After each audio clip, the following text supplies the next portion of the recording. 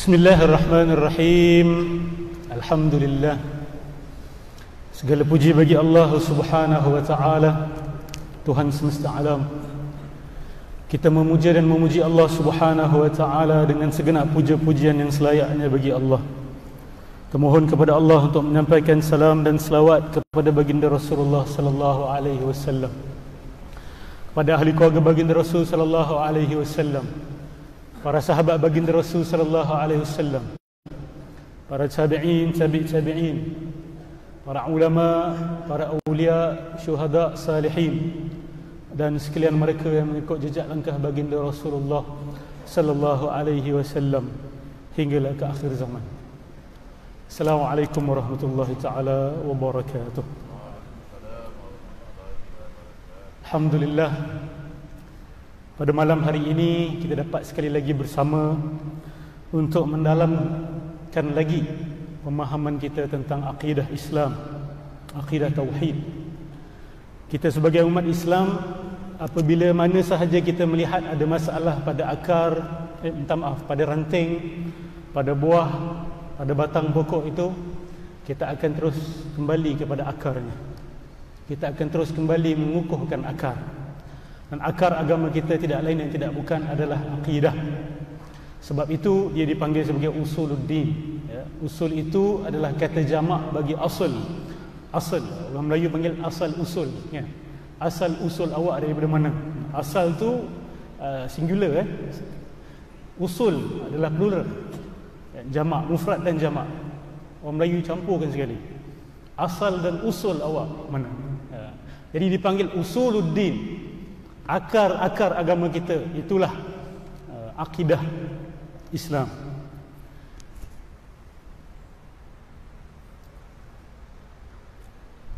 Ada sepotong hadis yang diriwayatkan oleh Imam Muslim.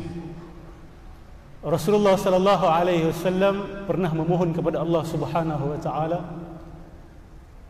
dengan satu permintaan yang sangat penting. Nabi mohon pada Allah Subhanahu wa taala supaya janganlah umat Islam ini, umatku ini dihancurkan oleh wabak, dan janganlah ya Allah engkau izinkan umat ini dikalahkan oleh musuh yang datang daripada luar. Maka Allah Subhanahu wa taala tunaikan permintaan itu. Umat Islam ni begitu kuat sehingga dia tidak boleh dikalahkan daripada luar. Dia hanya boleh dikalahkan daripada dalam. Allah Subhanahu wa taala tunaikan permintaan Rasulullah sallallahu alaihi wasallam ini.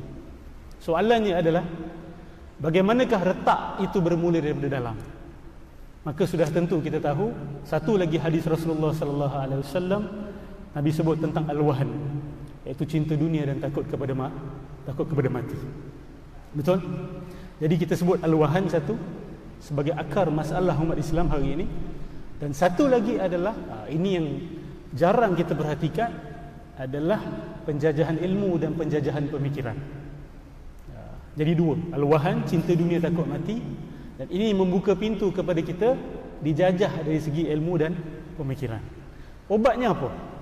Di sini saya nak sentuh. Ini poin saya sebenarnya. Rata-rata umat Melayu kita ini, kalau lihat dalam banyak-banyak ilmu yang ada dalam Islam, ada dua ilmu yang kita suka berikan perhatian yang sangat kuat. Yang pertama sekali adalah ilmu fiqh. Betul? Ilmu hukum hakam. Ini kalau kita nak letak carta ilmu-ilmu yang orang Melayu paling favourite sekali, kita boleh letak fiqh kat atas. Hukumnya apa ustaz? Hukumnya apa ustaz? Hukumnya apa? Betul? Kalau nak letak carta nombor dua, kita boleh kata rata-rata ilmu tasawuf, ilmu tentang hati. Betul tak? Carta yang ketiga, yang sepatutnya diletak yang pertama, iaitu ilmu akidah. Nak lawan dua serangan berkembar tadi tu, iaitu al-wahan, cinta dunia takut mati, dan penjajahan ilmu dan penjajahan pemikiran. Kita perlu untuk gabungkan kembali dua jenis ilmu yang telah lama kita pisah dan cerai-ceraikan. Ilmu yang pertama itu tadi apa? Ilmu yang kita telah ceraikan adalah ilmu akidah dengan ilmu tasawuf. Ilmu akidah sudah kita pisahkan daripada ilmu tasawuf. Orang Melayu lebih suka berbicara tentang hati, tapi dia tidak suka berbicara tentang akal. Kalau saya silap betul kan? Tapi inilah rata-rata pemerhatian saya. Kalau dahulunya akidah dengan tasawuf itu tidak dipisahkan. Tetapi kemungkinan pada pandangan saya, pada pemerhatian saya mungkin salah. Bila datang zaman penjajahan dulu, umat Islam hampir-hampir hilang kepercayaan diri. Kita lost our confidence. Kita hilang confidence. Sebab semenjak berabad-abad kita meyakini bahawa kita adalah khaira ummatin ukhrijat linnas, umat yang terbaik yang dikeluarkan untuk manusia. Tetapi macam mana boleh kalah juga? Boleh kalah dari segi pemikiran, kalah dari segi ketenteraan, kalah dari segi, boleh kata macam-macam segilah. Jadi umat Islam pada zaman penjajahan tu boleh kita kata 200 tahun lepas lah bermula sebenar-benarnya. Hampir-hampir hilang keyakinan diri, hampir-hampir hilang confidence. Jadi kemungkinan itu menjadi sebab sebahagian para ulama memfokuskan kepada ilmu tasawuf supaya diberikan semangat kembali. Waktu dijajah dulu, cuba bayangkan kalau kita disibukkan dengan kerumitan-kerumitan perbahasan akidah. Ya, waktu dulu diserang penjajah, diserang Belanda, diserang oleh Portugis, diserang oleh British, berlaku pertempuran senjata. Cuba bayangkan waktu huru-hara tersebut, ulama-ulama di masjid berbicara berkenaan dengan perbahasan-perbahasan akidah yang berat-berat. Sudah tentu itu tidak banyak membantu umat Islam. Maka pada waktu itu yang membantu adalah perbahasan tentang tasawuf, ya, tentang akhirat, tentang cinta kepada Tuhan, cinta kepada Rasulullah sallallahu alaihi wasallam, untuk menaikkan semangat. Bagus. Tetapi menjadi persoalan selepas akhirnya zaman penjajahan secara rasmi, walaupun secara tidak rasmi masih tidak berakhir lagi. Ya. Secara rasmi penjajahan mungkin sudah selesai, tetapi penjajahan secara tidak rasmi itu masih berterusan. Ya. Walaupun yang rasmi sudah selesai, yang tak rasmi belum selesai, kita masih meneruskan lagi strategi zaman penjajahan rasmi itu, iaitu penekanan kepada menaikkan semangat. Menaikkan semangat itu penting, tetapi menjelaskan kekuatan Islam dan mensabitkan kembali asas agama kita ini juga penting. Itulah ilmu akidah itu. Tapi ilmu akidah ni orang malas nak bincang panjang-panjang, sebab dia kalau masuk bab dalam sikit dia ada rumit sikit. Tapi zaman kita hari ini kita tidak boleh lari, kerana serangan-serangan akidah sudah hampir dan sudah datang. Bukan hampir, sudah pun datang ke negara kita ini. Saya kena setiap kali bercakap tentang akidah kena cerita balik mukadimah ni. Sebab orang tanya, kenapa kita nak cerita benda-benda seperti ini? Tak cukup ke kita faham sifat 20? Tak cukup ke kita faham Allah wujud, kidam baqa, mukhalafatuhu lil hawadis? Ada keperluan yang sangat menekan hari ini.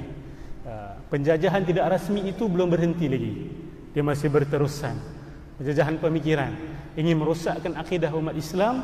Memang ada gerakan-gerakan yang teratur dan organized effort untuk menghancurkan dan merobohkan akidah, bukan sahaja umat Islam tentang agama dia, tetapi semua orang yang beragama tentang agama masing-masing. Hari ini ada satu agama yang nak menguasai semua agama lain. Agama apa itu? Agama apa tu? Ada macam-macam nama kita boleh panggil. Kita boleh panggil juga agama sekularisme falsafah. Dia panggil philosophical secularism. Dia bukan political secularism. Sekularisme politik tu lain cerita. Saya tak nak bercerita tentang benda tu. Saya nak bercerita tentang sekularisme dari segi falsafah, yang bermaksud memisahkan segala kehidupan kita, pemikiran kita daripada panduan dan hala tuju yang dibawa oleh agama. Inilah agama yang sedang ingin menguasai agama-agama lain. Tak kira Islam, Kristian, Yahudi, hampir semua dikalahkan oleh agama sekularism ini. Kita tengok di Israel hari ini. Sensitif bila cerita pasal Yahudi hari ini. Tapi ramai yang tidak tahu bahawa di Israel sendiri terjadinya satu perbenturan yang besar di kalangan mereka. Perbenturan antara dua kumpulan besar, iaitu satu kumpulan Yahudi yang nak berpegang teguh kepada Taurat, walaupun Taurat yang sudah diselewengkan, dan satu lagi kumpulan yang tak nak berpandukan Taurat, yang tak nak lagi berpandukan agama, Sebaliknya nak berpegang kepada falsafah sekularisme. Kumpulan yang kedua ini diketuai oleh siapa? Oleh Perdana Menteri mereka lah, Netanyahu. Kumpulan yang pertama tadi itu dipimpin oleh rabai-rabai mereka, iaitu ulama-ulama Yahudi mereka. Bahkan Chief Rabbi ini ketua ulama Yahudi di sana secara rasmi di Palestin, yang diiktiraf oleh umat Islam juga. Dia sebagai Chief Rabbi. Dia bersama-sama dengan rakyat Palestin. Dia bersama-sama dalam menentang gerakan Zionism. Ini ramai umat Islam tidak tahu. Kita jangan ingat Israel ni bersatu. Tidak. Allah sebut apa dalam Quran? Tahsabuhum jami'an wa qulubuhum syatta. Kamu menyangka mereka itu bersama, berjuang secara berjamaah. Sebenarnya tidak. Jiwa mereka itu tercerai-cerai. Mereka juga saling bergaduhan sesama sendiri. Mereka juga saling berperangan sesama sendiri. Ustaz, mereka dah lah kecil, berpegang sama sendiri pun boleh kuat juga Ustaz. Itu yang menjadi persoalan yang kita kena jawab. Umat Islam ada 100 berapa? Ada dekat 1.3 bilion. Dikalahkan dengan 30 juta saja Yahudi yang juga saling bergaduhan dan bercakaran sesama sendiri. Kita pun bercakaran umat Islam. Percakaran kita tidak banyak berbeza dengan percakaran mereka. Dan percakaran yang paling besar sekali adalah di antara kumpulan yang nak pegang pada agama dengan kumpulan yang tak nak lagi agama. Inilah percakaran dia, sama saja. Begitu juga dalam masyarakat Kristian. Kristian yang sudah sekular, yang sudah tidak mahu lagi berpegang teguh kepada Bible, bercakaran dengan Kristian yang nak berpegang teguh kepada Bible. Begitu juga dalam masyarakat Yahudi, begitu juga dalam masyarakat Islam. Sebab tu Nabi kata apa? Kamu akan mengikut jejak langkah orang-orang terdahulu sebelum kamu. Selangkah demi selangkah, sehasta demi sehasta, sejengkal demi sejengkal, sehinggalah mereka masuk ke lubang biawak sekalipun kamu akan mengikuti mereka. Siapakah orang terdahulu itu ya Rasulullah? Nabi tanya balik, siapa lagi kalau bukan Yahudi dan Kristian? Maksud dia, apa saja masalah yang mereka hadapi, kita juga akan hadapi. Apa saja masalah yang mereka lalui, kita juga akan lalui. Apa saja jenayah yang mereka buat, kita juga akan buat. Sebab tu bila kita baca kisah Yahudi dalam Quran, bukan untuk kita berbangga diri, bukan untuk kita kutuk mereka. Tengok jahat tu Yahudi ni Ustaz, teruk betul perangai diorang. Allah cerita pasal Yahudi untuk menjadi cermin kepada kita, untuk menjadi cermin kepada kita. Sebab kita pun sekarang ni sedang berusaha untuk masuk lubang biawak seperti mana mereka sudah masuk. Nabi kata tu, bukan saya kata. Jadi saya mohon, bila baca cerita Yahudi Kristian ni, jangan pula kita berbangga diri. Kita sepatutnya mengambil itu sebagai pengajaran supaya kita juga tidak masuk perangkap seperti mana mereka sudah masuk perangkap. Tapi kita tidak akan tahu perangkap apa mereka termasuk kalau kita tidak faham sejarah mereka. Kita tidak faham sejarah Yahudi, kita tidak faham sejarah Nasrani, kan? InsyaAllah kalau kita ada waktu di sesi yang akan datang, mungkin lagi setahun dua, InsyaAllah kita akan masuk dalam sejarah Yahudi dan sejarah Nasrani, sebab dia berkait dengan akidah kita. Tapi insyaAllah pada malam ini saya nak sambung bab sifat Allah Subhanahu wa taala mukhalafatuhu lil hawadith. Ya. Allah Subhanahu wa taala itu tidak sama dengan hawadith. Bagi siapa yang pernah hadir, cuba ingat-ingat kembali apa yang dimaksudkan dengan hawadith. Hawadith itu adalah kata jamak bagi hadith. Hadith itu apa? Apa sahaja yang selain Allah itu dinamakan sebagai hadith.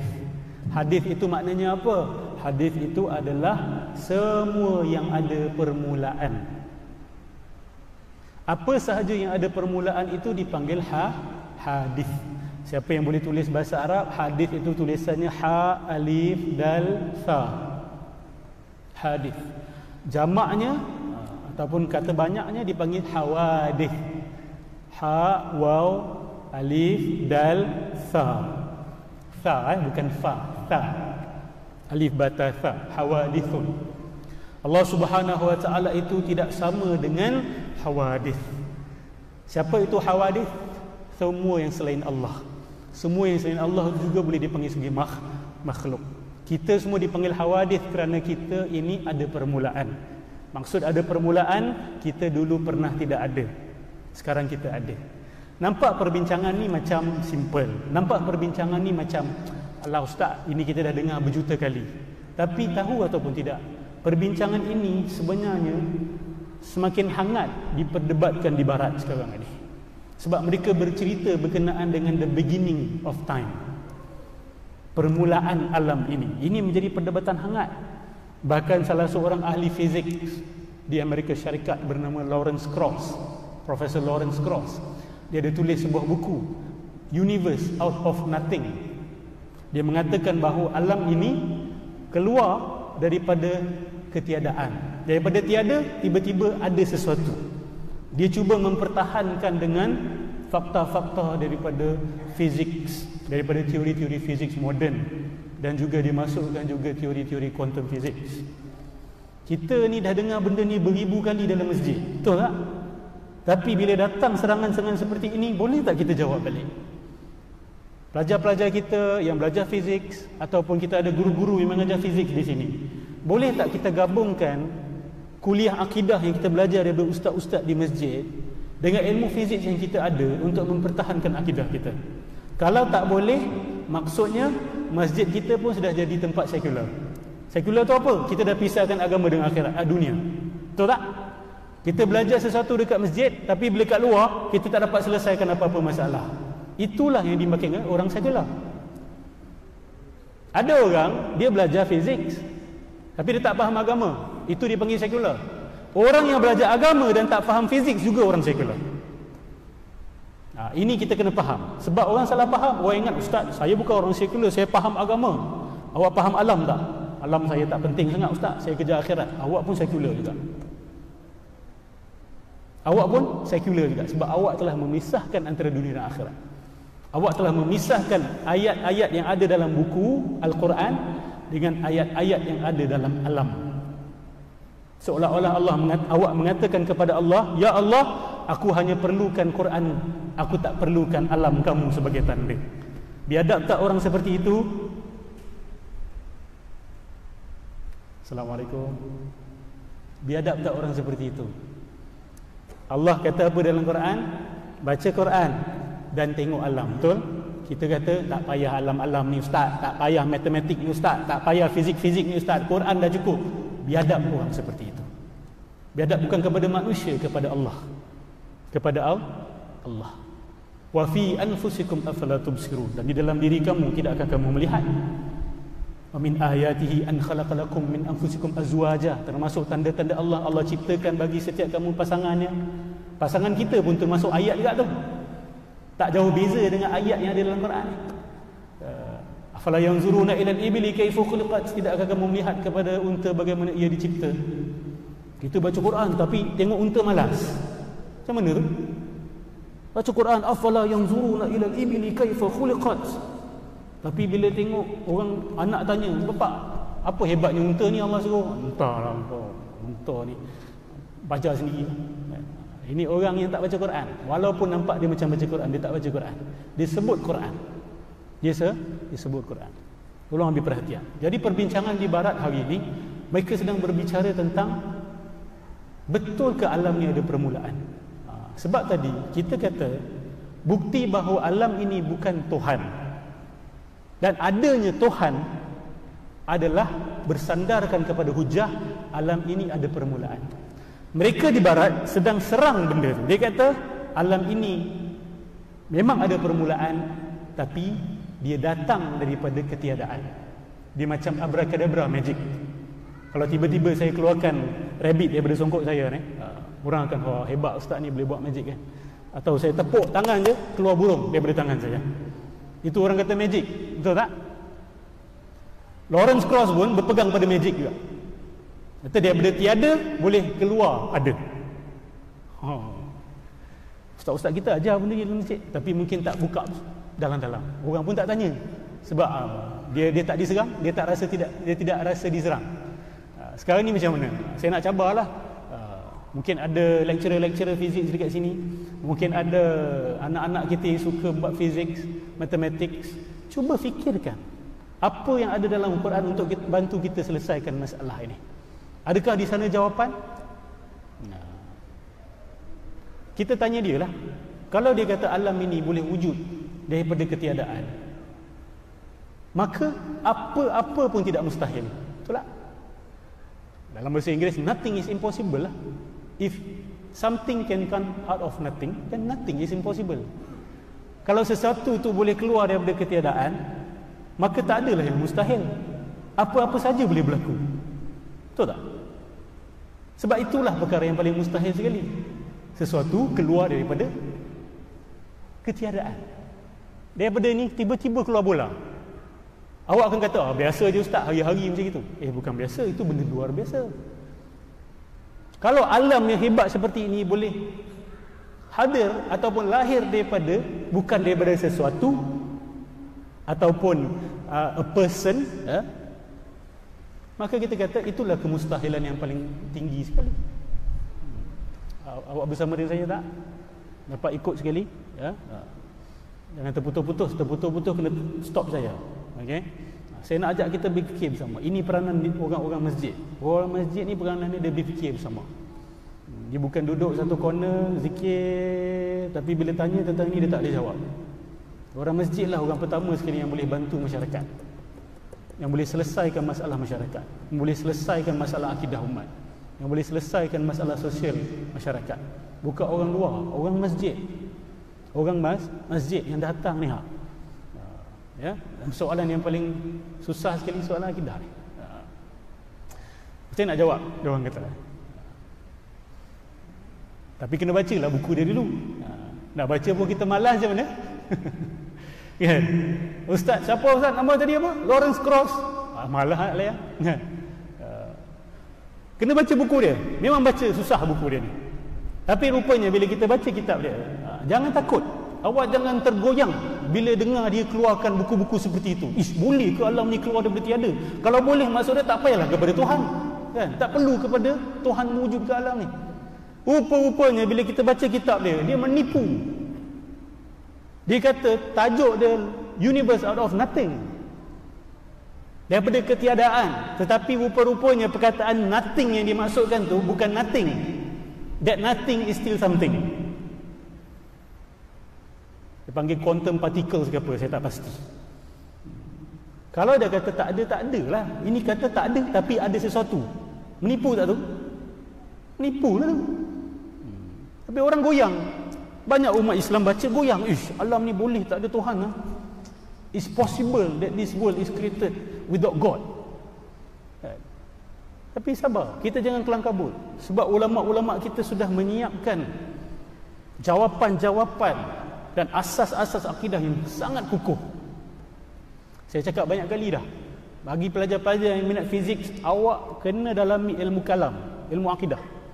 Sebab asas kepada fizik Islam keluar daripada ilmu kalam, ilmu akidah kita. Bagi siapa yang ingat sesi-sesi yang kita bincangkan sebelum ini, bila kita berbicara tentang Allah itu tidak terikat dengan waktu dan tidak terikat dengan ruang, betul? Allah tidak terikat dengan waktu dan tidak terikat dengan ruang. Ini perbincangan ilmu apa ini? Ini perbincangan ilmu fizik. Mereka berbicara tentang time and space. Nampak tak kaitan dia? Ini peranan ulama untuk mengaitkan. Ulama kalau kerja memisah-misahkan, itu bukan ulama, itu full lama kan? Ataupun ular dalam semua. Kerja dia memisah-misahkan. Ini akidah, itu fizik, itu tak penting sangat, ini penting. Mana boleh begitu? Tak boleh. Kita harus lihat dengan pandangan yang menyeluruh. Sebab dalam Quran juga ada perbincangan begitu. Baik. Jadi mukhalafatuhu lil hawadith. Ustaz, saya baca Quran, saya lihat Allah Subhanahu Wa Taala kadang-kadang bercakap tentang diri dia dengan sifat-sifat yang ada pada manusia. Seolah-olah Allah ni ada sifat-sifat manusia. Baca tak ayat-ayat seperti itu? Yadullah fawqa aydihim, tangan Allah di atas tangan-tangan mereka. Yauma yukshafu an saqin, hari kiamat itu nanti akan tersingkap betis. Ulama menisbahkan betis itu kepada Allah. Jadi orang tanya, ni betis siapalah pula? Kalau Allah Subhanahu Wa Taala itu bukan termasuk dalam makhluk, macam mana pula dia ada sifat-sifat seperti makhluk? Fasna'ul fulka bi'ayunina. Okay? Buatlah kamu kapal itu wahai Nuh di bawah mata-mata kami. Kan? Macam mana tu? Ini dipanggil sebagai ayat-ayat mutasyabihat. Ayat-ayat mutasyabihat ni apa maksud dia? Ayat-ayat yang maksudnya samar-samar. Dalam Quran ada dua jenis ayat, betul? Pertama sekali dipanggil ayat muhkamat. Yang kedua dipanggil mutasyabihat. Muhkamat itu maksud dia apa? Muhkamat itu ayat yang jelas tuntas, decisive, definitif. Itu dipanggil muhkam. Contoh, katakanlah Tuhan itu satu. Dia tak ada perbincangan yang banyak apa benda itu. Ulama tak ada beza pandangan. Kan? Solat itu wajib, tak ada berbeza pandangan. Sebab dia jelas tuntas. Tapi ada ayat-ayat yang Allah sendiri kata mutasyabihat. Dia samar-samar. Dan Allah sengaja buat Al-Quran begitu. Kenapa disamar-samarkan? Supaya manusia berfikir. Kalau semuanya diberikan sejelas-jelasnya, otak manusia tidak akan bergerak lagi. Maka kita hanya akan jadi orang beragama yang akalnya mati. Allah tidak mahu kita jadi begitu. Sebab itu ada ayat muhkamat dan ada ayat mutasyabihat. Ada ayat yang jelas tuntas, ada ayat yang samar-samar untuk kita berfikir bersama-sama.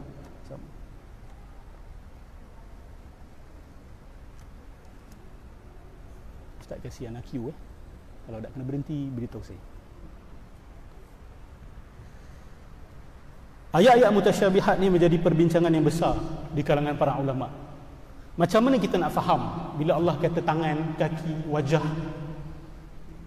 Betul tak? Susah untuk kita nak faham secara jelas benda ni. Di sinilah timbulnya perdebatan ataupun perbincangan antara para ulama yang sebenarnya halnya sudah selesai. Cerita dia sudah selesai. Saya kena buka cerita ni balik supaya takut-takut kalau awak dengar benda ni daripada tempat lain yang nak laga-lagakan dan nak gaduh-gaduhkan orang. Ni isu takwil dengan tafwid. Saya akan jelaskan secara mudah. Saya tidak akan masuk dalam-dalam, insya-Allah. Ya. Tapi sebelum kita pergi dengan lebih lanjut, saya nak tukil kata-kata daripada Ibn Khaldun. Ya.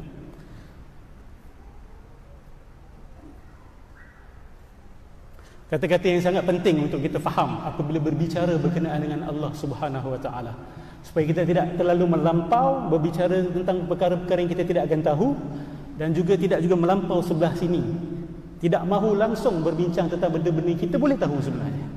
Kan? Kita kena ambil jalan tengah. Ada orang dia tak nak fikir langsung, ada orang fikir melampau. Jadi mana jalan tengah ni? Di sini saya nak tukar daripada Ibn Khaldun. Kata-kata Ibn Khaldun ini adalah diambil inspirasi daripada kata-kata Sayyidina Abu Bakar As-Siddiq radhiyallahu anhu. Dikatakan bahawa Sayyidina Abu Bakar As-Siddiq pernah berkata, al-ajzu an darkil idraki idrakun. Ketidakmampuan kita untuk mengenal Allah, itulah tanda kita mengenal Allah. Pengakuan kita bahawa kita ni tidak mampu untuk faham hakikat zat Allah Subhanahu Wa Taala, itulah tanda kita mengenal Allah Subhanahu Wa Taala. Tapi jangan disalah faham tentang statement ni. Jangan kata ustaz, baguslah maksud dia tu kita tak payah faham ustaz. Sebab Sayyidina Abu Bakar kata tak faham itulah tanda faham. Bukan itu yang dimaksudkan. Yang dimaksudkan adalah ketidakmampuan kita, pengakuan kita bahawa kita tak akan boleh faham hakikat zat Allah itu, itulah tanda kita faham dan kenal kepada Allah Subhanahu Wa Taala. Ya. Allahumma salli ala sayyidina Muhammad. Tengok apa Ibn Khaldun kata, menarik. Saya akan terjemahkan ya. Wa'lam anna al-wujuda 'inda kulli mudrikin fi badi'i ra'yihi munhasirun fi madarikihi la ya'duha. Ketahuilah bahawa kewujudan yang dapat digapai oleh seseorang itu terhad kepada kemampuan panca indera dia. Setuju tak? Kita katakan bahawa sesuatu itu wujud sebab kita dapat gapai dengan panca indera kita. Biasanya begitulah kan. Kita dapat lihat, dapat dengar, dapat bahu, dapat pegang. Wal amru fi nafsihi bi khilaf zalik. Tetapi hakikat duduk perkara sebenar, kewujudan ini lebih luas daripada apa yang kita boleh tanggap dengan panca indera kita. Setuju tak? Hakikat kewujudan ini lebih besar dan lebih luas daripada apa yang panca indera kita yang 5 ini boleh gapai. Kewujudan ni hanya yang boleh kita gapai dengan 5 panca indera? Tak kan? Dia lebih luas daripada apa yang panca indera kita boleh gapai. Boleh? Wal amru fi nafsihi bi khilaf dhalik wal haqqu min wara'ihi. Ala tara al asamma kaifa yanhasiru al wujudu indahu fil mahsusat al arba' wal ma'qulat wa yasqutu min al wujudi indahu silmul masmu'at. Apa Ibn Khaldun kata? Dia kata, tidakkah kamu melihat orang yang pekak, dia menghadkan kewujudan hanya kepada apa yang boleh digapai oleh 4 panca indera dia, iaitu mata, hidung, lidah, sentuh. Awak cerita kepada orang yang lahir pekak tentang bunyi, dia boleh faham tak? Macam mana saya cabar? Cuba jelaskan hakikat bunyi kepada orang yang pekak sejak lahir. Bagi dia bunyi wujud tak? Bagi dia bunyi wujud? Bunyi tidak wujud. Salah tak dia kalau dia datang pada awak, dia kata there is no such thing as sound. Sound, bunyi ni merepek, mana ada bunyi? Salah tak awak kata? Salah lah. Sebab awak kata bunyi tak ada sebab awak pekak. Awak tidak ada hak untuk kata bunyi tak ada hanya kerana awak tak pernah dengar bunyi. Okey? Faham ya? Begitu juga orang yang buta. Dia hanya percaya kepada apa yang boleh digapai oleh 4 panca indera dia, iaitu telinga dia, hidung dia, lidah dia dan pegang. Awak ceritakan 4 segi kepada dia, dia tak boleh faham. Ataupun kita kata kepada dia hijau, pada dia hijau tak wujud. Ni orang yang buta sejak lahir tak wujud hijau ni. Boleh tak dia kata hanya kerana dia tak pernah nampak hijau, dia kata hijau tu tidak wujud? Dia tak boleh. Ini kita kena kiaskan dengan diri kita sendiri, ya. Walaula ma yariduhum ila dhalika taqlidul aba'i wal masyikhati min ahli asrihim wal kaffah lama aqarru bihi lakinnahum yattabi'una al kaffata fi ithbati hadhihi al asnaf la bimaqtada fitratihim wa tabi'ati idrakihim. Tapi orang yang buta ni, dia percaya adanya hijau bukan kerana dia sendiri boleh gapai, sebab orang bilang dia. Betul tak? Akhirat wujud. Wujud tak? Wujud kan? Walaupun ia di luar gapaian panca indera kita. Setuju? Kita percaya kepada kewujudan akhirat berdasarkan apa? Ada orang beritahu kita. Ya, orang tu siapa? Mungkin guru kat sekolah kita, mak bapak kita. Jangan kata ustaz Nabi bilang saya, hebatlah awak. Pernah jumpa Nabi ke? Ustaz Nabi bilang saya ustaz. Wah, masya-Allah, mimpi Nabi semalam. Yang beritahu awak mak bapak awak dulu, ataupun guru-guru awak, atau mungkin kawan awak. Yang diberitahu oleh guru-guru sampailah kepada Rasulullah sallallahu alaihi wasallam. Ia bukan digapai oleh 5 panca indera ataupun akal kita. Kita diberitahu. Walau su'ilal hayawanul ajam wa nataqa lawajadnahu munkiran lil ma'qulat. Kalau kita tanya binatang pula, yang boleh katalah binatang tu boleh bercakap lah. Kita tanya dia, faham tak apa tu formula matematik? Formula matematik ni dia hanya wujud dalam minda manusia, betul tak? Siapa pernah nampak formula matematik terbang-terbang ke, duduk atas pokok ke? Tak. Formula matematik ni hanya wujud dalam minda manusia, betul tak? Binatang ni dia ada 5 panca indera macam kita, tapi dia tidak ada panca indera akal, betul tak? Dia tidak boleh buat formula matematik, dia tidak boleh berfalsafah. Jadi katalah kita tanya kepada binatang tu, Ibn Khaldun kata, kamu percaya tak kepada ma'qulat? Al-ma'qulat ni perkara-perkara yang hanya boleh digapai oleh akal, panca indera tak boleh gapai. Macam formula matematik tadi tu, kita tak boleh pegang formula matematik, tak boleh nampak, tak boleh cium, tak boleh bau, kan? Tak boleh rasa formula matematik. Dia hanya boleh dilihat oleh akal kita. Setuju ya? Kita tanya pada binatang, kamu tahu tak al-ma'qulat itu wujud? Formula-formula matematik ni wujud, contoh. Dia akan nafikan.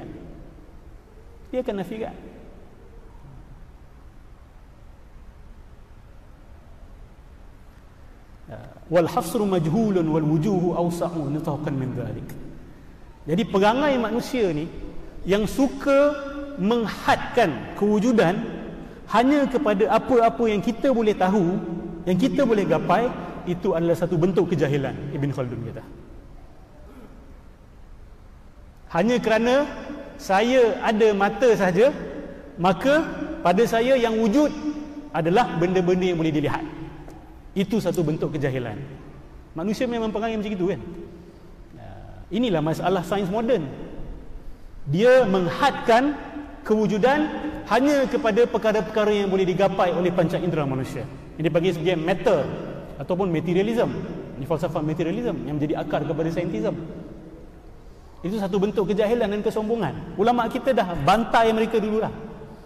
Dah membongkar kejahilan dan kebodohan mereka. Sama macam orang buta tadi yang menghadkan kewujudan hanya kepada apa yang dia boleh gapai dan menafikan adanya perkara yang boleh dilihat hanya kerana dia buta. Wallahu min waraihim muhit. Sedangkan Allah Subhanahu wa taala itu meliputi segala sesuatu. Fattahim idrakak wa mudrakatika fil hasr. Maka yang patut kamu dakwa bukan kewujudan, tapi kamu punya apa? Kamu punya panca indera sendiri yang kamu harus persoalkan.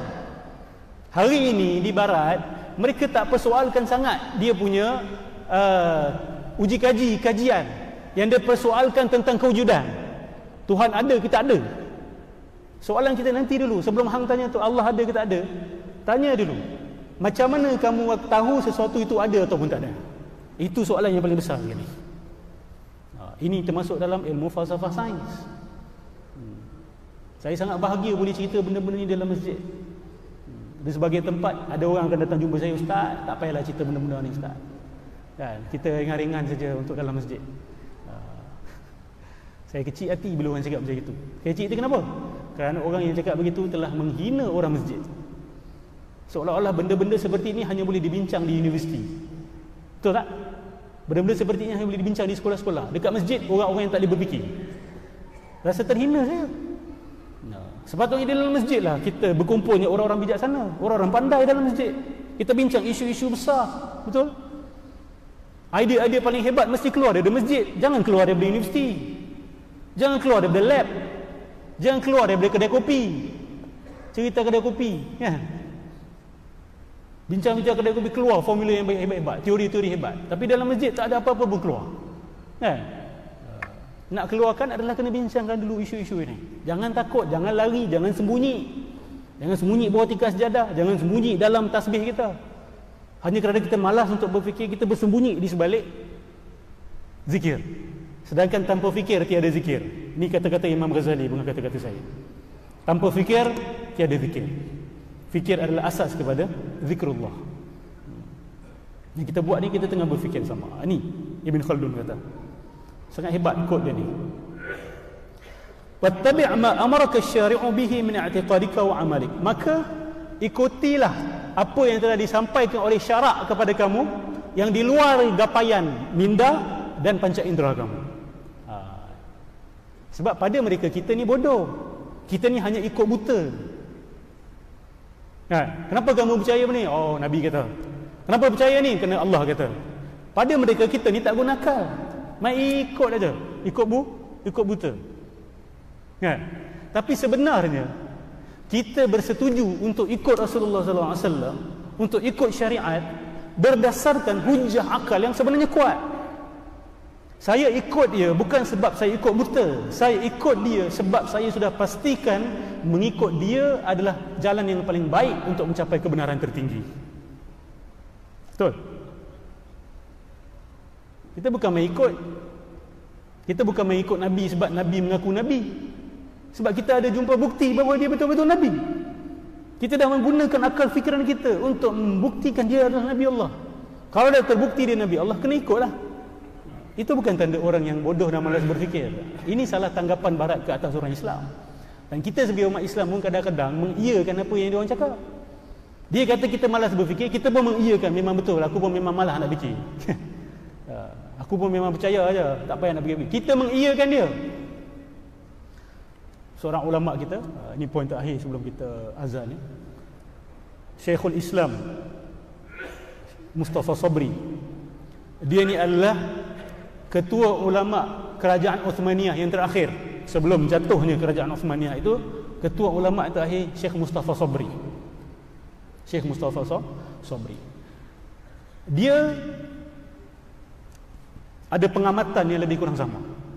Dia kata, kita ni bagi umat Islam ni, kita ikut setapak-setapak membuntut barat habis-habisan. Bukan saja ikut teori saintifik mereka, kita ikut masalah diorang pun kita ikut juga. Dia kata. Nah, antara masalah diorang apa? Pemisahan antara kerajaan dengan gereja pada waktu itu kan. Orang kerajaan, orang saintis, orang ilmu dengan akal mereka. Orang-orang gereja pula dengan hati mereka. Masing-masing saling berdagu. Yang ini kata kena kejar dunia, kena kaya, kena hebat, kena pandai. Yang ini kata tak payah kejar dunia, kita jaga hati, yang penting hati kita baik. Gedebak, gedebuk, gedeng, tak habis-habis. Tahu tak perlagaan ni berasal daripada mana? Ia berasal daripada barat juga. Ketika berlaku revolusi Perancis pada abad 1789, the late 18th century, abad ke-18, hujung abad ke-18. Bila orang-orang bijak pandai mereka bergaduh dengan agamawan pada waktu itu. Sebab dia kata agamawan ni buat orang jadi bodoh. Saintis-saintis ni marah. Jadi apa dia buat? Dia orang menjatuhkan gereja dan menjatuhkan kesultanan. Yang pada mereka pada waktu itu sultan menjaga agama. Jadi kena jatuhkan sultan, kena jatuhkan agamawan. Baru barat maju. Hari ini dia kata benda tu lah. Dia kata kami maju sebab kami jatuhkan sultan dan kami jatuhkan apa? Agamawan. Ini dakwaan mereka. Mereka suruh kita buat yang sama. Hati-hati benda ni. Dan ada sebagai orang-orang kita yang terikut-ikut dengan benda ni. Sebab dia kata tengok barat maju sebab itu kita nak maju kena ikut yang sama.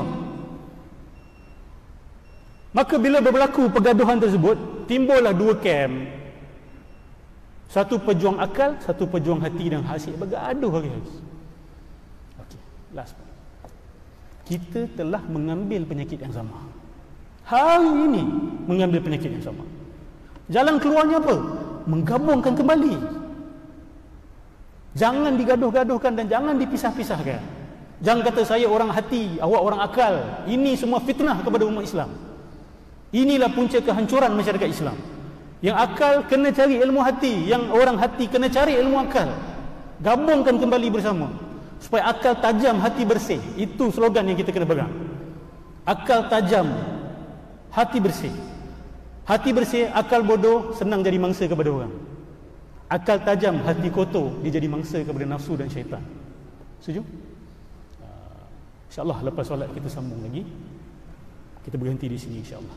Assalamualaikum warahmatullahi taala wabarakatuh.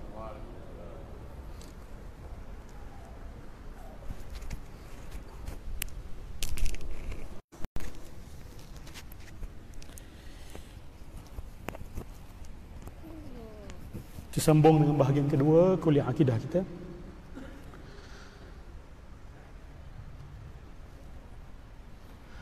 Mungkin ada yang bertanya tadi berkenaan dengan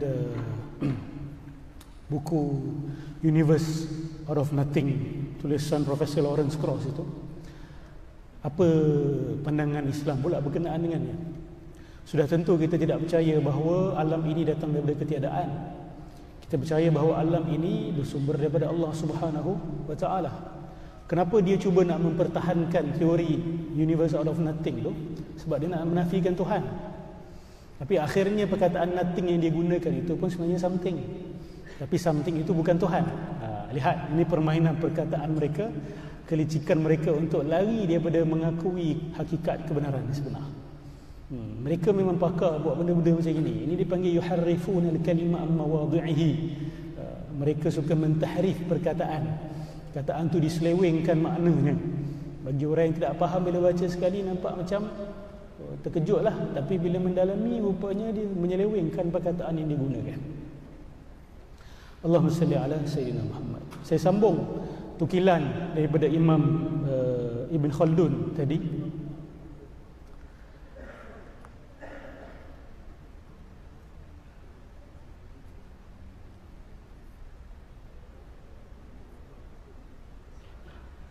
Maka Imam Ibn Khaldun mengatakan bahawa kita harus seimbang dalam penggunaan akal untuk mengenal Allah Subhanahu wa taala. Akal cukup untuk membuktikan sifat-sifat Allah Subhanahu wa taala, tetapi akal tidak akan mampu untuk memahami hakikat sebenar sifat-sifat itu. Itu jalan tengahnya. Kita tidak kata bahawa akal tak boleh tahu sifat Tuhan langsung. Kita kata boleh. Akal boleh membuktikan, mengakui dan mengiktiraf sifat-sifat Allah. Allah wujud, qidam, baqa, mukhalafatu lil hawadithi. Tetapi kalau ditanyakan sebenar-benarnya apakah maksud Allah itu maha mendengar, macam mana Allah mendengar, apakah hakikat pendengaran Allah, maka itu di luar gapaian akal. Jelas ya? Jangan salah faham pula apa yang Ibn Khaldun kata. Jangan kita kata, tengok ni Ibn Khaldun pun kata jangan guna akal terus. Salah tu. Ibn Khaldun hanya menetapkan had penggunaan akal dalam ilmu akidah. Dia memberikan perumpamaan samalah seperti awak ada timbang emas. Betul, awak kalau guna timbang tu untuk timbang emas boleh, betul. Tapi jangan guna timbang itu untuk timbang gunung. Selagi awak menggunakan dia untuk menimbang emas, betul lah cara penggunaan awak itu. Tapi kalau awak gunakan timbang itu untuk menimbang gunung, maka awak sudah zalim dan tidak adil di situ. Awak pakai pembaris yang dekat sekolah orang pekat tu untuk mengukur sentimeter, untuk mengukur perkara-perkara yang tidak berapa panjang, boleh. Tapi janganlah guna ruler tersebut, pembaris tersebut untuk ukur kilometer, untuk ukur berapa jauh bulan daripada bumi. Itu memerlukan satu kayu ukur yang lain. Begitulah juga akal ini. Dia mampu membawa kita ke pintu tauhid, tetapi yang akan menjelaskan isi dalamnya adalah syarak, iaitu wahyu Allah Subhanahu wa taala. Jelas ya? Itu yang dimaksudkan oleh Ibn Khaldun. Baik. Kita patah balik kepada cerita ayat-ayat mutasyabihat tadi itu. Bagaimana kita nak faham?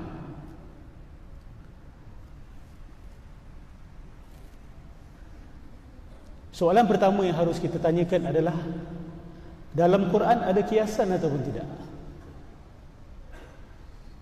Sebab ada sebahagian yang mengatakan dalam Quran tak ada kiasan, semuanya harus kita ambil secara zahir.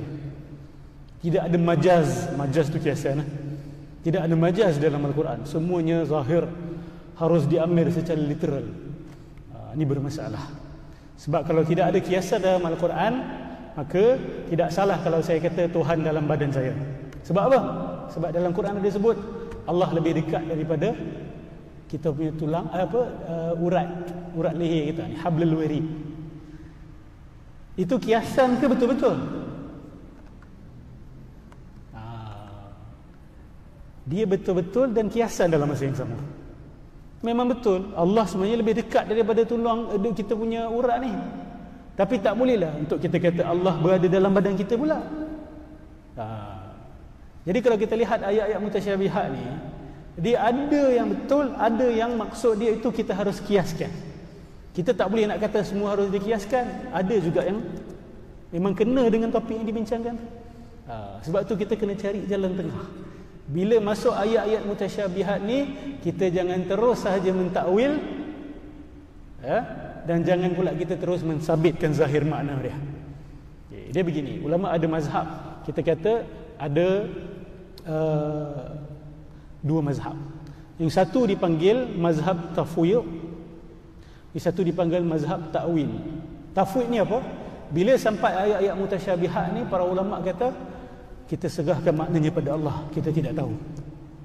Ini dipanggil tafwid. Ada sebahagian orang kata mazhab ini dipegang oleh golongan salafus soleh. Salafus soleh ni boleh kita kata 3 generasi yang pertama, zaman Rasulullah dan generasi selepasnya dan juga generasi selepasnya. Tapi sebenarnya ternyata ia tidak benar. Sebab ada juga para sahabat Rasulullah sallallahu alaihi wasallam dan golongan salafus soleh yang melakukan takwil. Nanti saya akan ceritakan apa. Jadi tafwid ini bermaksud kita jangan cerita macam-macam. Allah kata tangan, tanganlah. Kita jangan cerita apa itu tangan yang dimaksudkan. Kita beriman saja dengan ayat itu. Ini dipanggil tafwid. Tafwid ini dikatakan jalan yang selamat. Tak cerita-cerita, tak bincang-bincang. Kemudian satu lagi dipanggil sebagai mazhab Takwil. Takwil ini bila masuk ayat mustasyabihat, contoh yadullah fawqa aydihim, tangan Allah di atas tangan-tangan mereka. Mereka takwilkan. Mereka kata maksud kat sini bukanlah tangan-tangan macam tangan kita, tapi maksudnya itu kekuasaan ataupun kebersamaan Allah bersama dengan jamaah. Maksudnya Allah tidak bersama dengan orang-orang yang suka bersendiri. Allah suka dengan orang-orang yang bersama-sama, berjuang bersama-sama, melakukan kebaikan bersama-sama. Jadi itu mazhab takwil. Golongan pertama dia tak akan kata pun kebersamaan maupun kekuasaan. Dia hanya kata kita beriman saja dengan ayat tu, jangan cerita banyak. Golongan takwil kata kita kena takwilkan. Sebab apa? Sebab kalau tak takwil, orang boleh salah faham. Jadi tujuan ulama yang kedua ini adalah untuk menyelamatkan umat Islam daripada tersalah faham. Awak sebut dengan anak awak umur 5 tahun contoh. Kita bacakan ayat tu, kemudian kita terjemahkan tangan Allah di atas tangan-tangan mereka. Rasanya budak 5 tahun faham apa? Apa yang tergambar dalam fikiran dia? Mesti dia akan tergambar tangan. Setuju? Jadi sepatutnya kita bila cerita tentang ayat tu, kita kena jelaskan dia. Oh, tangan dekat sini bermaksud bukan macam tangan kita ni. Ini kiasan. Macam kita kata orang tu berani macam singa, bukan dia jadi singa. Dia macam kan, kita kena, itu dipanggil takwil lah. Itu menjelaskan makna di sebalik perkataan itu. Jadi ada dua mazhab. Ada sebahagian golongan dia suka laga-lagakan mazhab dua ni. Dia kata kamu ni dengan tafwid ke dengan takwil dia dah. Bergaduh sampai hari ni umat Islam bergasak tentang isu ni. Dia kata mazhab salafus soleh kita tafwid, kita tak takwil langsung. Di mana jalan tengah dia sebenarnya? Di jalan tengahnya dia begini. Ulama yang berpegang kepada mazhab tafwid ini, sebenarnya mereka pun ada melakukan takwilan. Bila kata tangan Allah di atas tangan mereka, mereka pun sebenarnya menafikan zahir makna dia. Zahir makna tangan apa? Ni betul. Itu zahir maknanya, setuju? Zahir makna tangan adalah ini. Cumanya mereka selepas menafikan zahir makna, mereka tidak mensabitkan apa makna yang sebenar. Faham tak? Itu juga boleh dipanggil takwil. Itu juga boleh dipanggil takwil. Dia menafikan makna zahir tanpa mensabitkan makna yang sebenar. Faham? Golongan yang membuat takwil pula, mereka menafikan makna zahir, dalam masa yang sama mereka mensabitkan ini makna dia. Makna dia bukan yang tu, makna yang ini. Golongan yang pertama kata apa? Makna dia bukan yang tu, dan aku pun tak tahu makna dia apa. Golongan yang kedua kata makna dia bukan yang tu, makna dia yang ini. Dia mensabitkan makna yang sebenar pada pandangan mereka lah. Jadi bila kita sampai kepada ayat-ayat mutasyabihat ni, kita nak kena faham satu perkara. Allah bercakap dengan kita manusia. Ingat tak tadi apa Ibn Khaldun kata? Kemampuan kita untuk memahami hakikat kewujudan secara keseluruhan terhad. Betul? Kita tak mampu untuk kata kita tahu semua benda. Kita tak mampu untuk kata kita tahu semua benda yang wujud. Ada benda yang wujud yang kita tak tahu, yang mungkin kita tidak akan tahu pun sampai bila-bila. Allah kata apa? Dan aku menciptakan perkara-perkara yang kamu tidak tahu. Wa khalaqa ma la ta'lamun. Dan dia mencipta apa yang kamu tidak tahu. Maksud dia ada benda yang Allah cipta kita tak tahu, yang kita mungkin tak akan tahu. Subhanallah. Yang mana ia bukan malaikat, ia bukan jin, ia bukan benda, dia mungkin bukan di dalam alam kita ini, termasuklah dengan segala cakrawala. Mungkin saja Allah boleh cipta satu alam yang lain, sebab Allah sebut alamin kan, dia Tuhan semesta alam kan. Maksudnya alam ada banyak. Yang kita tahu mungkin hanya alam kita, dan alam kita ini saja sudah seperti lautan. Bumi ini hanyalah seperti satu butir pasir kan, di kalangan butiran-butiran pasir yang banyak. Solar sistem kita saja sudah hebat. Solar sistem kita termasuk dalam satu saja seperti sebutir pasir dalam solar-solar sistem yang lain. Dan itu baru dalam alam kita ini, alam yang boleh kita lihat. Saintis juga mengatakan bahawa ini dipanggil dark matter. Dia kata alam kita ni yang kita boleh nampak ni, yang nampak macam boleh nampak, nampak macam boleh nampak, hanya consist of dia di apa dipanggil consist apa? Batu batanya lah kita kata ya. Batu bata asasnya hanyalah 5% matter. 95% tu dipanggil dark matter. Dark matter ni apa benda? Dark matter ni adalah benda yang mereka pun tak tahu apa benda. Cuba bayangkan alam kita ni yang boleh kita lihat dengan teleskop ke dengan satelit ke apa benda ni, hanya 5% sahaja yang manusia agak-agak tahulah apa benda. 95% dipanggil dark matter ataupun dark energy. Dia ada dua sekarang ni, satu dia panggil dark matter, satu dia panggil dark energy.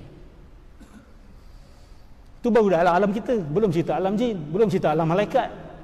Betul? Allahumma salli ala sayyidina Muhammad. Jadi Allah tahu kita punya kemampuan terhad.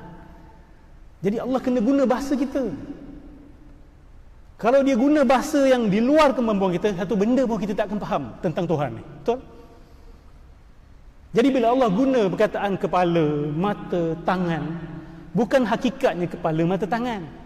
Dia menggunakan perkataan yang kita boleh faham.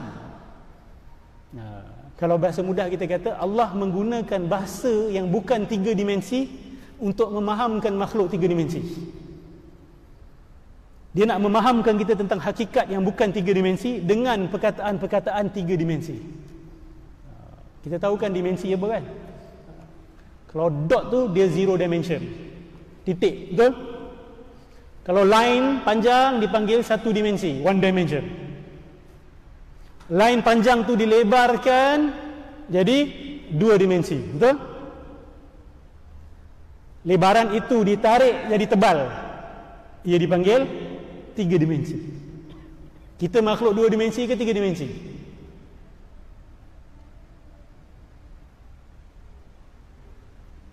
Okay, senang kata makhluk 2 dimensi, dia hanya ada kanan, kiri, depan, belakang. Dia tak ada atas dan bawah. Dia makhluk leper.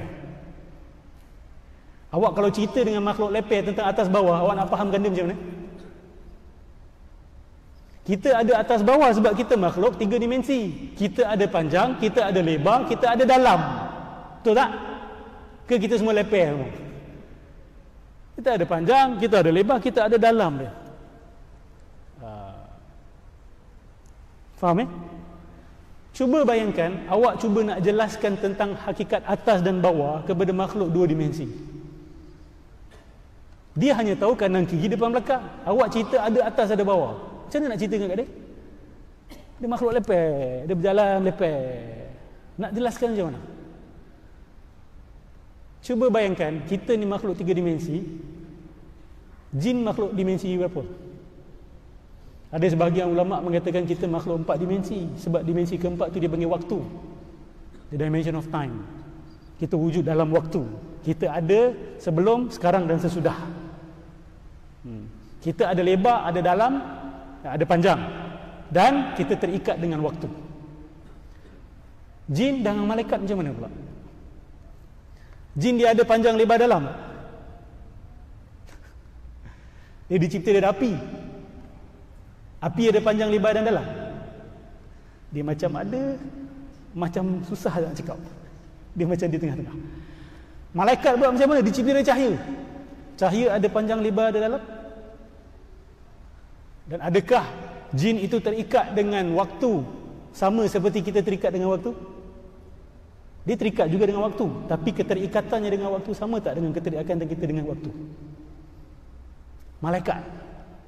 Malaikat pun pernah tak ada, sekarang ada. Dia terikat juga dengan waktu, tapi waktu dia sama dekat dengan waktu kita. Ini menarik untuk dikaji. Sebab tu malaikat Israel boleh berada dalam banyak tempat dalam satu masa. Kalau awak boleh gerak laju seperti kelajuan cahaya, awak boleh berada dalam banyak tempat. Sebab awak gerak laju sangat, awak boleh ada dekat sini, dekat situ, kat belakang, kat depan, kat belakang. Orang yang lambat, slow ni, nampak macam, awak ada kat sini, kat belakang pun awak ada, kat sini pun awak ada. Tapi sebenarnya awak cepat sangat. Cepat sangat. Macam kipas ni lah, tengok kipas ni. Kipas ni kalau dipercepatkan dengan kelajuan ganda 1,000,000, dia akan jadi apa? Dia akan nampak macam apa? Ini masih nampak lubang-lubang ni kan. Kalau gandakan kecepatan dia sebanyak 1 juta kali, nampak macam pinggan, betul? Dan dia betul-betul akan jadi pinggan. Awak pegang tak boleh ada lubang. Awak boleh pegang dia pun kalau awak cepatkan dia. Begitulah para malaikat ni, dia boleh berada dekat macam-macam tempat. Kita pening kepala, ustaz, kalau nuclear bomb campak ke tu tempat ni, orang ramai-ramai meninggal, macam mana malaikat mau buat kerja? Ya, ni kita tak faham kecepatan cahaya, the speed of light. Kalau makhluk cahaya ni dia terikat dengan waktu sama dengan kita tak? Malaikat boleh nampak masa depan tak? Di sini ada perbincangan besar. Kan? Bila Allah kata dia nak ciptakan manusia, apa malaikat cakap? Malaikat protes tak? Dia bukan protes, dia tanya soalan. Wa iz qala rabbuka lil malaikati inni ja'ilun fil ardi khalifah. Ketika Tuhan kamu kata kepada para malaikat, aku nak jadikan khalifah di atas muka bumi. Apa malaikat cakap? Ya Allah, takkan kau nak ciptakan satu makhluk yang akan membuat kerosakan dan berbunuhan, menumpahkan darah? Macam dia tahu? Manusia belum ada. Ada sebahagian ulama kata, oh itu sebab pernah ada jin hidup kat atas muka bumi ni dan jin ni saling berbunuhan. Tapi masalah ada jin ada darah ke? Jin menumpahkan darah. Macam mana kita nak cerita? Saya, pada pandangan saya, mereka terikat dengan waktu para malaikat ni. Tapi keterikatan mereka pada waktu tidak sama seperti keterikatan kita pada waktu. Sebab saya pernah jumpa orang yang tahu masa depan. Kita kata Allah saja tahu masa depan. Memang betul. Tapi kalau Allah, katalah Allah ada sediakan ilmu yang mana awak boleh belajar ilmu tersebut dan awak boleh lihat masa depan. Kalau awak boleh lihat masa depan, adakah bermaksud awak mengaku menjadi Tuhan? Tidak. Rasulullah tahu masa depan tak? Saya tanya, Rasulullah tahu masa depan? Tahu, sebab dia diberitahu. Dia bercerita tentang akhir zaman. Dia bercerita tentang apa yang akan berlaku. Betul? Nabi bila naik Isra Mi'raj, dia dah nampak belum orang masuk neraka? Orang tu dah masuk ke belum? Dah masuk ke belum? Belum masuk lagi, belum kiamat ni. Siapa yang Nabi nampak? Adakah tu halusinasi permainan minda? Tidak. Sebab Nabi dah bergerak secepat kelajuan cahaya. Dah tak ada beza lagi masa lalu, masa sekarang, masa depan. Nabi dah nampak neraka yang akan berlaku nanti. Macam mana dia nampak benda yang belum berlaku? Ni pening kepala sikit. Pening kepala. Tapi ini sepatutnya bukan buat kita penat malah nak layan. Patut buat kita nak kaji. Buat kita nak faham. Dia akan buatkan kita lebih yakin dengan Allah Subhanahu Wa Taala. Lebih kagum bila sebut subhana rabbiyal a'la wa bihamdi, bila kita letak kepala kita kat lantai tu, kita fahamlah apa yang kita cakap tu. Tu baru cerita pasal kelajuan cahaya, cerita pasal 3D, 4D kan. Belum cerita tentang Allah. Belum cerita tentang hakikat Allah, Tuhan semesta alam, yang tidak terikat dengan ruang, tidak terikat dengan waktu, yang tidak ada permulaan dan tidak ada penghujung bagi dia, yang tidak bergantung, yang esa satu. Ini kekuatan kita umat Islam. Kita diwahyukan, kita diajar tentang Allah. Masyarakat lain pernah diajar tapi mereka lupa, mereka selewengkan. Kita masih ada tauhid yang suci. Itulah asas kekuatan umat Islam sebenarnya. Sebab itu akar kita, itu rosak, semua rosak. Betul? Setuju? Sebab tu kita kena betulkan benda ni. Umat Islam tak akan hancur kecuali selepas kehancuran akidah kita. Bila akidah kita lemah, semua jadi lemah. Bila akidah kita teguh, kita boleh bercakap dengan mana-mana orang dalam muka bumi ni. Kita tak takut untuk berdebat dengan sesiapa di atas muka bumi Allah ini. Maka di situlah akan kembali ini zaman kegemilangan Islam. Dia akan bermula daripada situ. Dia bukan bermula dengan, minta maaf saya sebut, dia bukan bermula dari politik. Dia tak bermula daripada ekonomi. Dia bermula daripada pemantapan akidah kembali. Dan pemantapan akidah tu harus diambil kira serangan-serangan orang luar ke atas kita. Kalau serangan itu tidak dijawab, mati, syahid. Kita tak pertahankan, dia akan kena anak kita, cucu kita, kawan kita, bos kita dekat tempat kerja. Bila akidah dah terkesan, habis. Akhlak juga akan terkesan, fiqh juga akan terkesan. Sebab itu akarnya. Allahumma salli ala Sayyidina Muhammad. Jadi awak nak ikut mazhab tafwid ke mazhab ta'wil?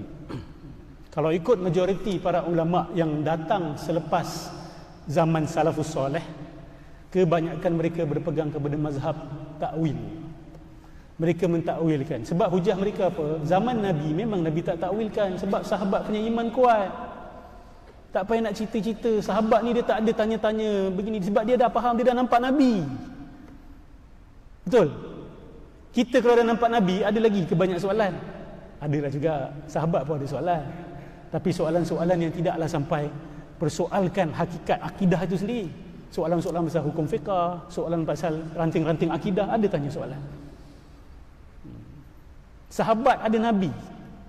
Kita masalah ada Nabi dah tak ada dengan kita. Ada secara rohani, tetapi secara jasmani, secara jasadi Nabi sudah tidak ada dengan kita. Maka pada itu ulama mengambil pendekatan kita harus mentakwilkan untuk menyelamatkan akidah umat Islam, supaya tidak termasuk dalam kancah tajsim dan tashbih. Apa itu tajsim dan tasbih? Tashbih bukan tasbih, tashbih dan tajsim. Tajsim ni mengatakan bahawa Tuhan itu berjisim dan berjasad. Tashbih itu menyamakan Tuhan dengan makhluk. Ustaz, mustahil umat Islam akan jatuh ke dalam kancah tu, Ustaz. Tak masuk akal kita akan masuk dalam perangkap tu. Boleh jadi. Sebab apa? Yahudi dengan Kristian dah termasuk. Betul? Penyakit tajsim dengan tashbih yang dah masuk dalam umat Islam. Ada juga orang Islam yang kata Allah ada kaki. Kaki lah, kaki. Dia kata macam itu.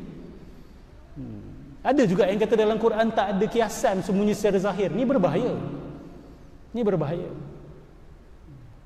Siap kata Allah ada 2 tangan, 2 kaki, 2 mata, 2 telinga.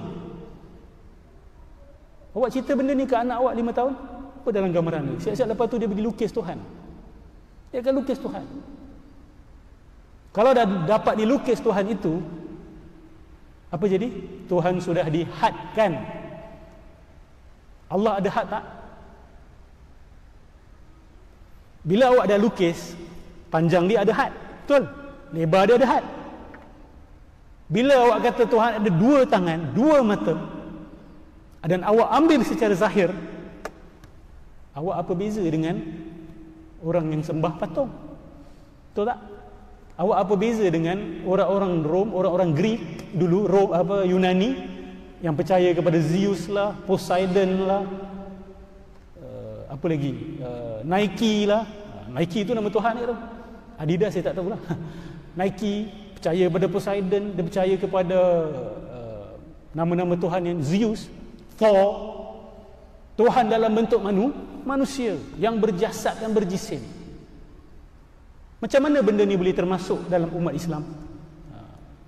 Kalau kita buka kitab Syekh Abdul Fattah Al-Yafi'i, dia kata termasuknya fahaman tajsim ni dalam pemikiran umat Islam adalah melalui Israiliyat.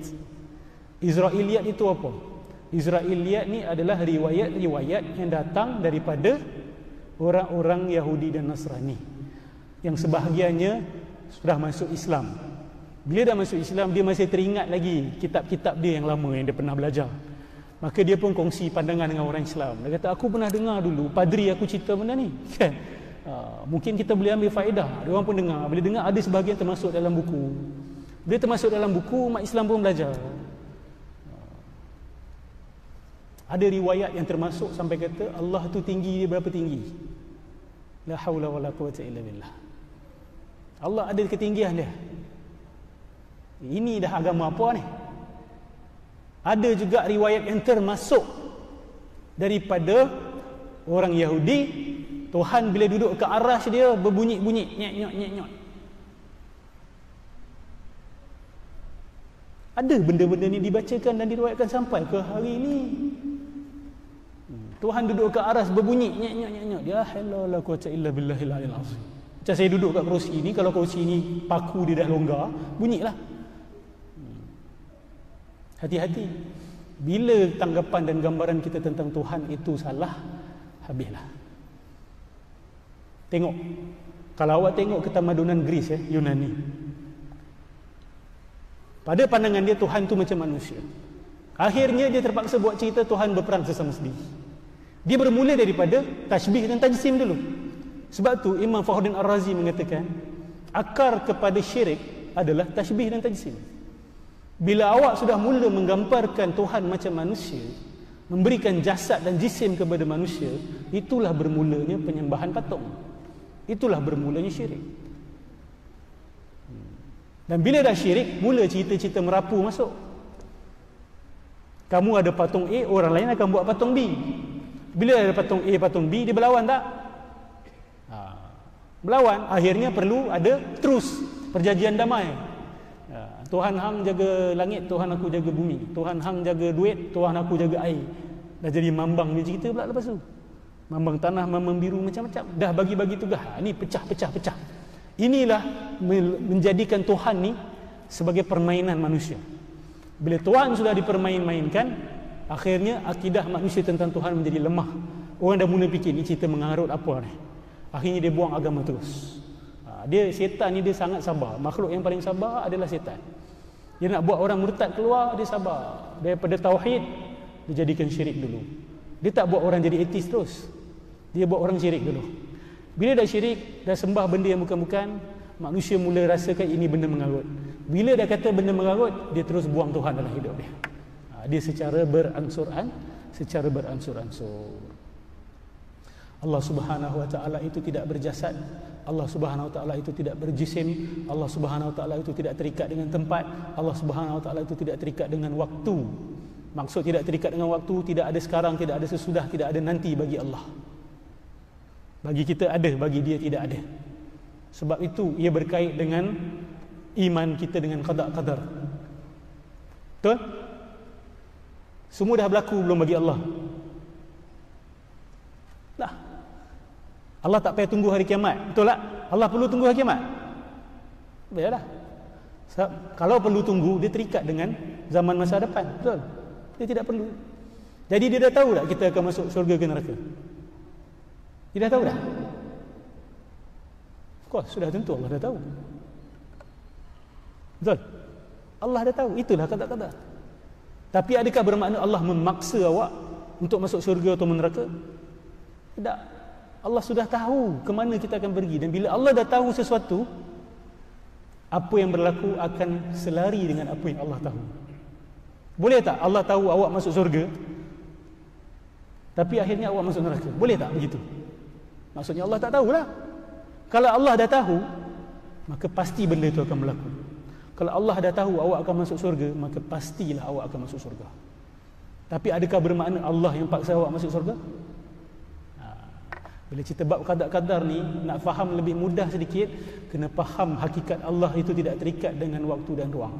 Awak faham benda tu, awak akan faham insya-Allah qada dan qadar. Ini formula yang saya nak perkenalkan. Sebab bila masuk bab qada-qadar ni orang pening. Kita ni ada kebebasan. Ustaz, Allah kata Allah dah tetapkan semua benda, kan? Habis kita ni ada kebebasan. Jadi macam mana ni? Cara nak faham konsep waktu dengan ruang. Awak kalau faham waktu tu tidak, Allah tidak terikat dengan waktu, maka sedikit sebanyak awak akan faham qada-qadar itu. Kalau tak faham konsep waktu pun takkan fahamlah benda ni. Tapi kalau cuba faham dan dapat faham, insya-Allah lebih mudah untuk awak telan isu qada-qadar itu. Ya? Ada soalan?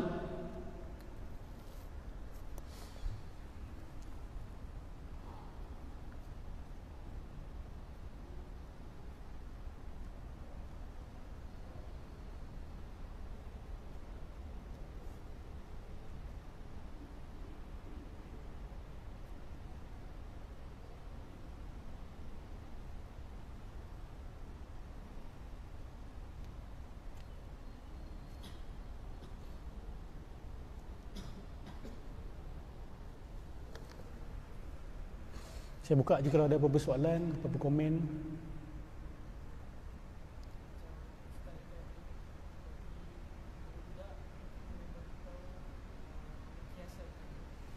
Kita kata kepada dia,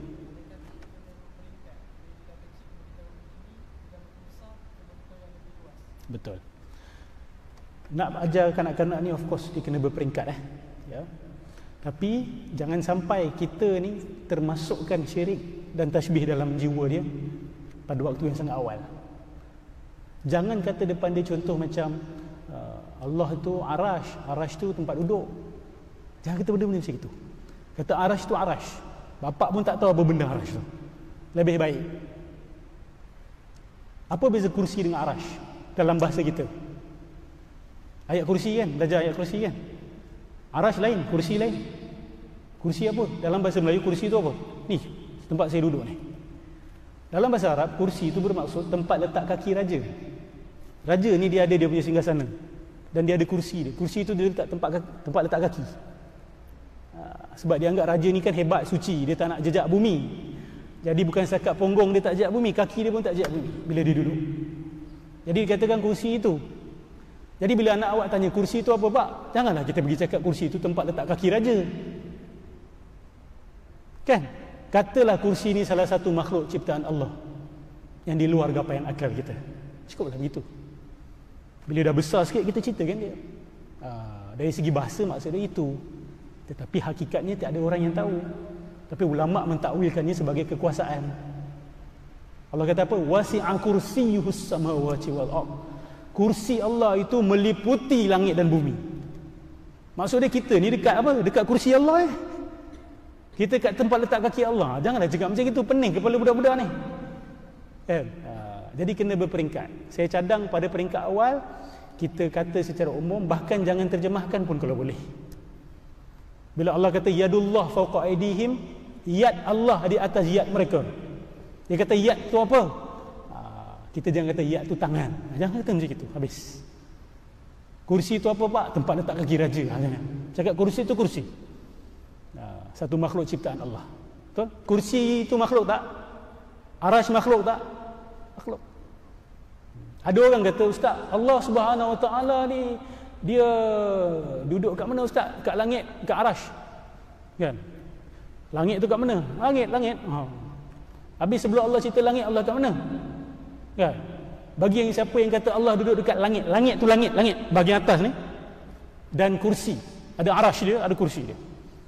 Seolah-olah awak dah kata Allah ini ada bersama-sama dengan arash dan kursi dia. Tak ada permulaan. Bersifat qadim. Arash bersifat qadim, kursi juga bersifat qadim. Tidak. Kana Allah wa lam yakun syai' ma'hu. Allah pernah wujud dulu dalam keadaan tidak ada sesuatu pun ada dengan dia. Bila kata tak ada sesuatu pun, sesuatu langsung tak ada. Termasuklah ruang, termasuklah waktu. Termasuklah tempat. Sebab tu para ulama Ahlussunnah kata apa? Allah wujud tidak bertempat dan tidak berwaktu. Jangan tanya Allah dekat mana. Sebab kita nak jawab kita kat mana pun susah. Tanya, awak kat mana sekarang ni? Kat bumi lah Ustaz. Yelah, bumi tu dekat mana? Dekat cakrawala. Yelah, dekat mana dekat cakrawala ni? Boleh kita jawab? Kita tak tahu diri kita dekat mana, kita nak tanya Allah dekat mana? Allahumma salli ala Muhammad. Atas kat mana atas? Kita kata sini kan, orang bawah bumi, atas dia dekat bawah kita, betul? Orang yang dekat kanan bumi, kan, itu atas dia, setuju? Orang yang dekat kiri bumi, itu atas dia. Tempat kita sendiri kita tak tahu. Kita nak tanya Allah kat mana? La haula wala quwwata illa billahil aliyyil azim. Allah itu tidak terikat dengan ruang, tidak terikat dengan waktu. Saya ulang benda ni banyak kali. Nak bersih sucikan akidah umat Islam ni. Supaya kita tidak terjebak dalam tashbih maupun tajsim maupun segala akidah-akidah yang tidak benar. Ya? Ada soalan lain?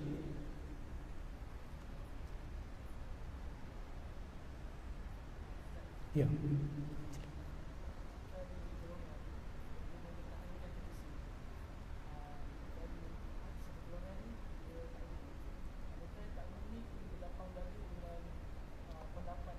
Okey.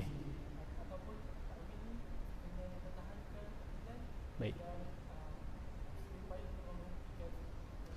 Soalan yang sangat baik. Ini bergantung ataupun berkaitan dengan hukum tajsim. Kan? Orang yang kata Allah ada jisim, ada jasad, apa hukum dia?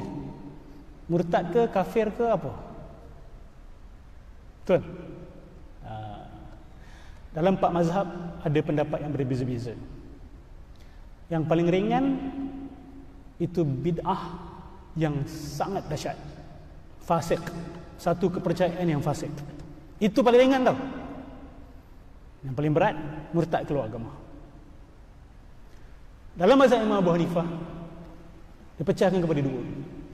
Kalau ada orang yang datang kata Allah itu berjasad, samalah seperti jasad-jasad yang biasa ni, itu confirm dah terkeluar. Tapi kalau dia kata Allah berjasad berjisim tapi bukan berjasad berjisim macam yang kita tahu ni, maka itu kita tak boleh nak kafirkan mereka. Kita hanya boleh kata itu bid'ah yang sangat dahsyat, yang boleh merosakkan akidah, tapi tak bermaksud dia sudah kafir terkeluar. Faham ya? Begitu juga pandangan Imam Malik.